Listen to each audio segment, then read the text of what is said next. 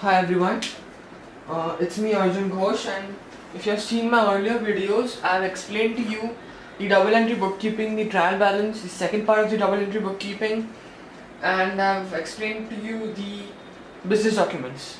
So the business documents were divided into around 5 parts, so I hope you have watched them because this is a very new topic and I'm going to start now.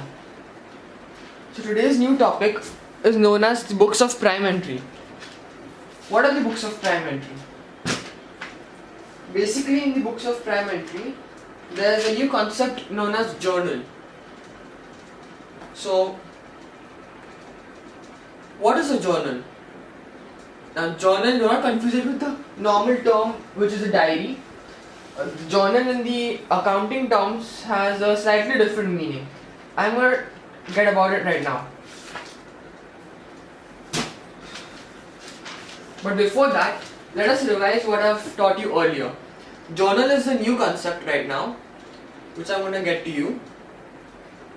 But let me tell you, what are the books of prime entry which I've already explained to you earlier. First one is a journal, as I said. Second one is the cash book. In the previous video of double entry bookkeeping, I've explained to you the cash book. Then I've explained to you in the double entry bookkeeping itself, I guess, in the petty cash book.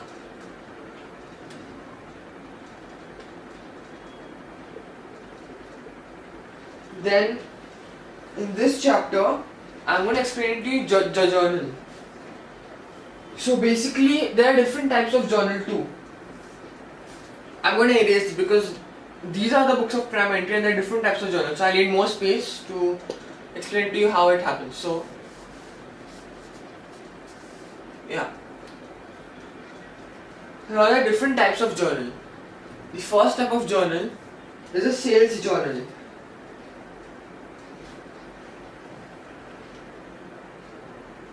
But before that, let me tell you also another thing. The books of prime entry are a journal is a part of the book of prime entry, but the main thing which a book of prime entry is about is that it records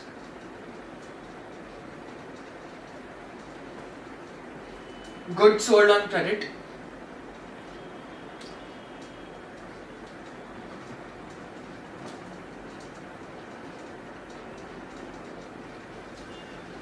it records the goods purchased on credit. I'm just going to put these things over here, which means that it's the same thing which is written above, except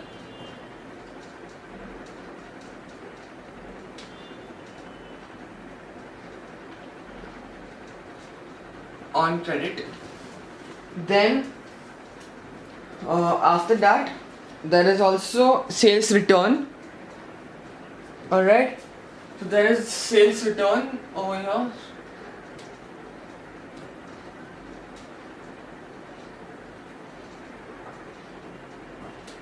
And there is purchase return and general journal. So, alright, general journal is a different type of thing. So there is just sales return and purchase return. So these are the things which are recorded in a journal.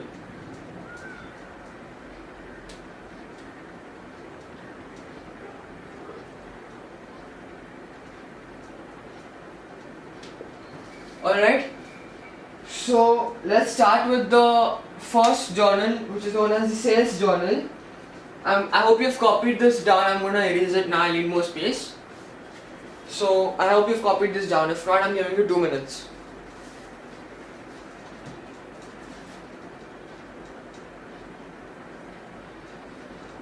Alright, so now I'm going to explain to you the sales journal. I'm going to erase this now. Let's take one last look at it. And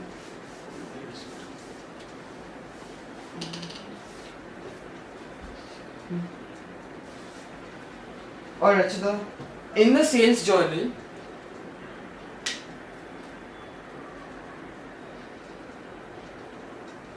first thing I'm going to explain to you is what the sales journal consists of.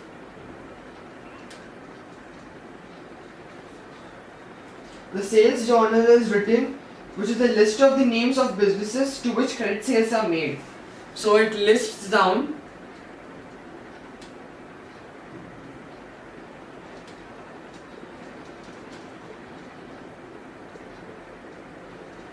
name of businesses to which credit sales are made. Now keep in mind these sales journal and everything, like the previous chapter, they don't have a particular format because they're very simple to understand and it's very similar to the double entry, except that there's no double entry, which have to list down the transactions in here. So yeah, as I was saying, the sales journal lists down the name of businesses to which credit sales are made. It also lists down, along with that, the value of these sales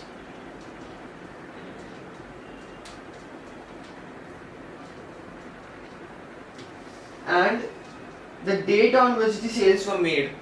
So the date sold basically. So this is what a sales journal consists of. Now I have one more thing to tell you. The sales journal, if you're writing an exam, instead they may not exactly ask you sales journal, they may also ask you sales book. So they may say write down the content of the sales book, something like that. So do not get confused, it's one and the same thing. So one is the sales book, or it is also known as one more, third one name is sales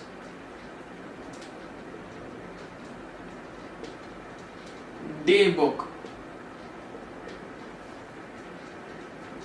Alright, so this is what a sales journal consists of. Yeah, one last thing, that the sales journal is written up using copies of invoices sent to the customer. It is written up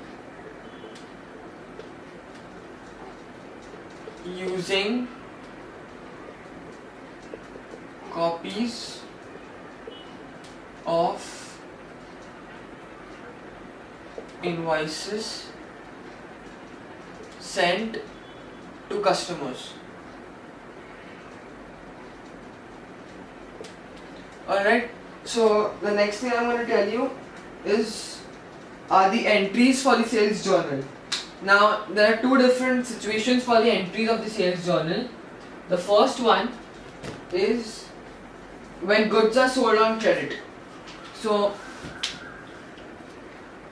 I'm going to show you what happens when goods are sold on credit, and I'm going to show you what is the entry for the sales journal. So first thing, okay, there are two types of entries. When the goods are sold on credit, and at that moment where the entry is going to go and what happens to that entry at the end of the month. So first thing is when goods are sold on credit. So goods sold on credit. Alright, so before that, as I have to show you the entries, I'm going to show you how the sales journal looks like. Only then will you understand. So I'll just create a sales journal. So for example,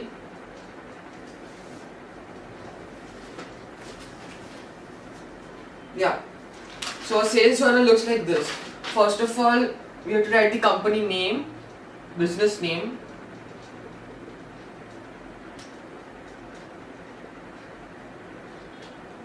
alright. Then below that you're going to create 5 columns.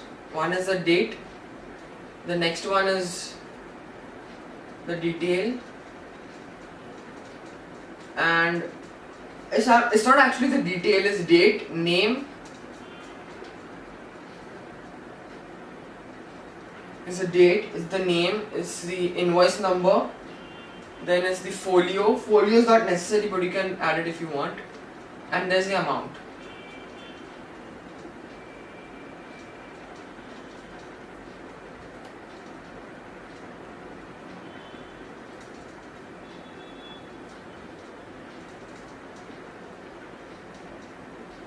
Yeah, and there's the amount. So this is how sales journal looks like. Alright. So you're gonna write the date, you're gonna write the name of the business to whom you made the sales, then whatever the invoice number is. Folio is basically, let's say it's a serial number type of thing, and you're gonna write the amount over here. Sorry, this thing is dollar. Yeah, so you're gonna write the amount over here. So this is what happens in a sales journal. Now I'm going to show you what the entries are exactly. Yeah, so as I was saying, when goods are sold on credit, the first thing what happens is that the date, the name of the customer and the total of the invoice right over here is going to be entered in the sales journal, and then at the end of the month,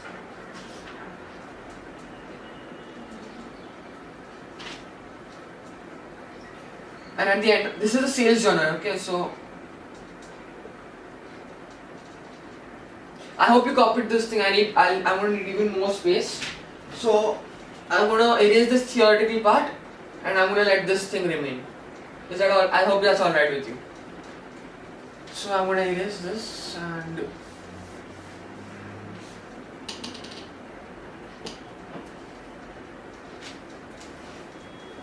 yes, as I was saying, this is when goods are sold on credit, but I'm going to show you the double entry to this sales journal.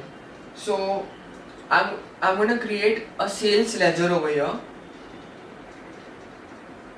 This is the first thing, and this is the continuation of that exactly, the double entry. So sales ledger. I hope you remember what we did in double entry. The format for double entry bookkeeping is date detail amount. So date detail amount, date detail amount.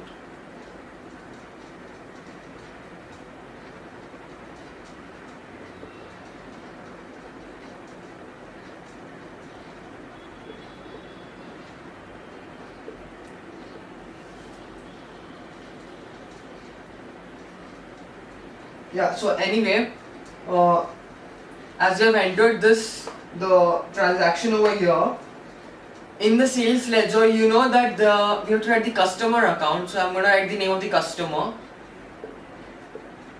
So whatever the name of the customer is, X, Y, Z, whatever, we're going to write it on this is the customer's account in the sales ledger. So basically on the debit side, we're going to write total for the month. Yeah.